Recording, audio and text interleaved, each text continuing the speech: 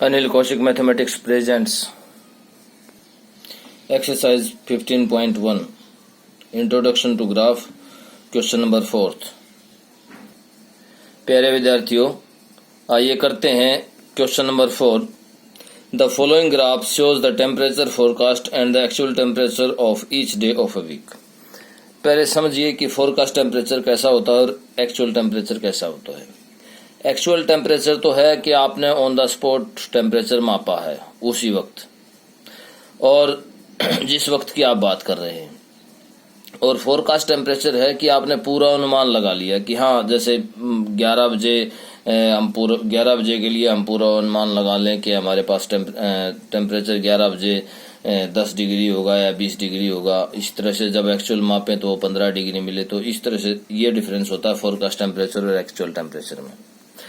अब ये आपको जो ग्राफ दिया गया है फोर्थ क्वेश्चन में, ये डबल ग्राफ दिया गया है, लाइन ग्राफ है। इसमें फोरकास्ट टेम्परेचर के लिए जो पूरा अनुमान लगाया है उसके लिए तो डॉटेड लाइन है, और एक्चुअल टेम्परेचर के लिए जो है वो लाइन है, एक तरह से डॉटेड लाइन है और ये कंप्लीट एक्चुअल लाइन सेगमेंट्स हैं। अब देखिए, इसमें फोर्थ क्वेश्चन के लिए ए पार्ट क्या दिया गया है।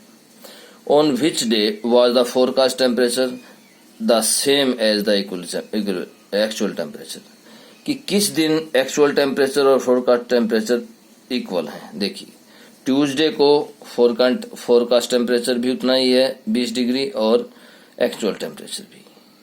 इसी तरह से फ्राइडे को और संडे को भी दोनों सेम है।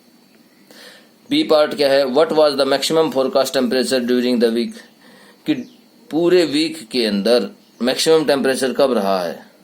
ये देखिए, मैक्सिमम कितना 35, तो कब रहा है, संडे को रहा है। तो इस तरह से आपको ये क्वेश्चन कंप्लीट करने हैं। जैसे डी क्वेश्चन में ले लूं, मिनिमम पूछ रहा है, सी में मिनिमम पूछ रहा है, मिनिमम कब रहा है, मिनिमम रहा है देखिए मंडे को, थर्सडे को और फ्राइडे को।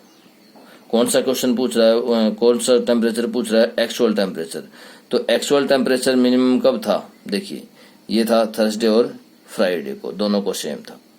अब डी पार्ट क्या है, on which day did the actual temperature differ the most from the forecast temperature, कि किस दिन सबसे ज्यादा अंतर रहा। देखिए मंडे को ये 15 है और ये कितना है, ये 18 लगा सकते हो आप, 17.5 लगा सकते हो। ट्यूसडे को सेम है, वेडनेसडे को कितने का अंतर है, 5 का अंतर है, और यहां पर कितने का है, थर्सडे को ये देखिए, मेरे ख्याल से थर्सडे को सबसे ज्यादा है। तो आप बता सकते हैं कि किस दिन सबसे ज्यादा अंतर है। तो इस तरह से आपको क्वेश्चंस के आंसर देने हैं। तो ये तो था फोर्थ क्वेश्चन। अब आइए फिफ्थ क्वेश्चन पर। फिफ्थ क्वेश्चन में क्या है, देखिए फिफ्थ क्वेश्चन है, use the tables below to draw linear graph. अब इस क्वेश्चन में आपको ग्राफ बनाना है। अब हमारे पास क्या क्या दिया गया है, देखिए the number of days A hill side city received snow in different years.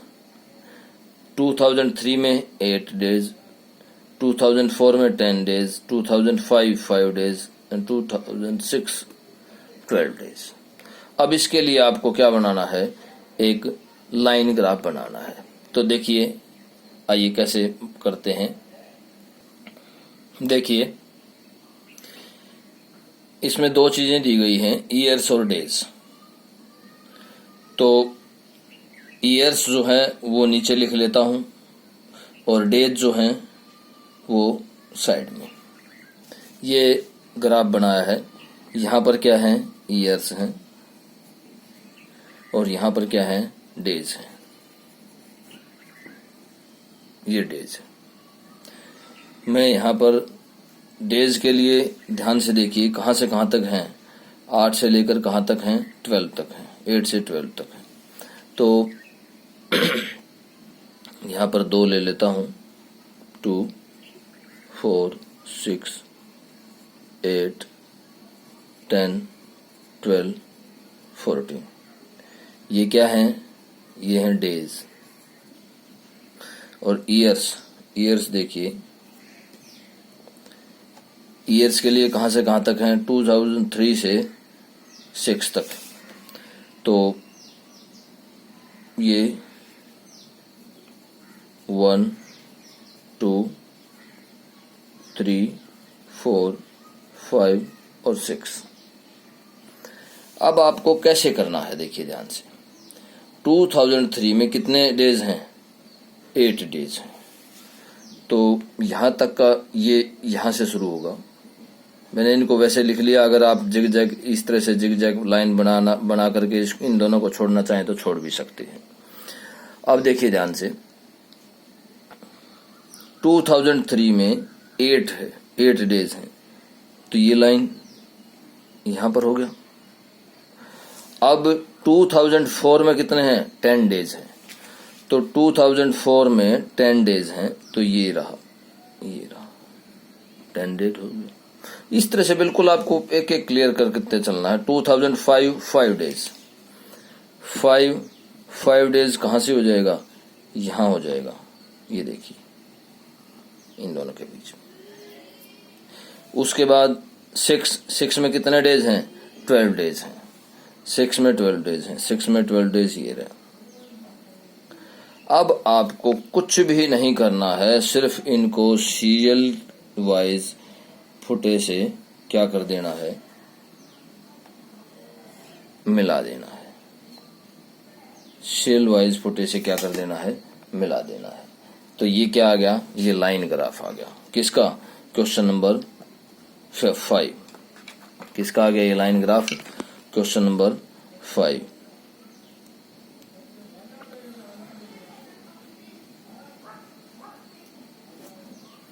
ये ग्राफ आ गया हमारे पास। अब देखिए, वो कोई क्वेश्चन भी दे रहा है, क्वेश्चन नहीं है, बिल्कुल एज इट इज इस तरह से आपको ग्राफ बनाना है। और इसी तरह से आपको डबल ग्राफ भी बनाना है। देखिए इसके सेकंड पार्ट में क्या है, ईयर्स हैं, इसी तरह से ईयर्स दिए हुए हैं, नंबर ऑफ मैन और नंबर ऑफ वुमेन। आपको क्या करना है, यहाँ देखिए ईयर्स इसी तरह से लगाने हैं, इसी तरह से ईयर्स लगा करके, और यहाँ पर क्या देना है, यहाँ पर नंबर्स देने हैं, नंबर ऑफ वुमेन और नंबर ऑफ मेंस। आपको उसके लिए नंबर्स देना है, और साथ में ये लिखना है कि डॉटेड दो तरह की line banana. Dotted line represent the number of women and line represent the man. इस तरह से आपको ये वुमेन के लिए और ये मैन के लिए, और आप इजीली इसको कंस्ट्रक्ट कर सकते हैं। ओके, अब आ जाइए नेक्स्ट क्वेश्चन पर। 6th क्वेश्चन सिमिलर है थर्ड और सेकंड के, आप इसको इजीली कर सकते हैं, इसमें क्वेश्चन आंसर देने हैं। आप 7th क्वेश्चन पर आ जाइए। 7th क्वेश्चन में क्या है, can there be a time temperature graph as follows, justify your answer. कि इनमें से टाइम टेम्परेचर ग्राफ कौन सा होगा। देखिए आप इसको पढ़ना सीखिए कि ग्राफ को कैसे पढ़ेंगे। जैसे जैसे टाइम बढ़ रहा है वैसे वैसे ग्राफ जो है या टेम्परेचर जो है वो भी बढ़ रहा है। ये तो पॉसिबल है कि टाइम बढ़े और टेम्परेचर भी बढ़ जाए। अब देखिए जैसे जैसे टेम्परेचर बढ़ रहा, टाइम बढ़ रहा है, टाइम उधर बढ़ रहा है ना, तो टेम्परेचर जो है वो नीचे की तरफ आ रहा है, गिर रहा है। ये भी पॉसिबल है कि टाइम जैसे जैसे जो जो टाइम बढ़ता जाएगा टेम्परेचर गिर सकता है। अब यहाँ पर देखिए इस पार्ट में जैसे जैसे टाइम तो सेम है, एक कांस्टेंट टाइम दे रखा है, ये टाइम दे रखा है, इसी टाइम पर टेम्परेचर है, ये यहाँ भी टेम्परेचर ये है, यहाँ टेम्परेचर, मतलब एक टाइम पर बहुत सारे टेम्परेचर हैं। ये देखिए, क्या ये पॉसिबल है? ये पॉसिबल बिल्कुल भी नहीं है। ध्यान से देखिए, फिर बता रहा हूं कि एक ही टाइम पर टेम्परेचर अलग अलग नहीं हो सकता, ये पॉसिबल नहीं है। तो थर्ड पार्ट जो है वो पॉसिबल नहीं है। अब यहाँ पर देखिए, जैसे जैसे टाइम बढ़ रहा है वैसे वैसे टेम्परेचर जो है, टेम्परेचर क्या है? कांस्टेंट है, उतना ही है टेम्परेचर। मान लिया यहाँ पर 10 है तो और यहाँ पर 2 है, तो 2 बजे भी टेम्परेचर 10 है, 3 बजे भी 10 है, 4 बजे भी 10 है, तो कांस्टेंट टेम्परेचर रह सकता है। तो 3 जो ग्राफ हैं, फर्स्ट, सेकंड और फोर्थ, ये तो एप्लीकेबल हैं, ये टाइम टेम्परेचर को डिफाइन करते हैं, शो करते हैं, लेकिन जो थर्ड ग्राफ है वो टाइम टेम्परेचर को शो नहीं करता। क्यों? क्योंकि एक ही टाइम पर अलग अलग टेम्परेचर नहीं हो सकता। ओके, इस तरह से आपको 7th क्वेश्चन करना है। Okay, thank you.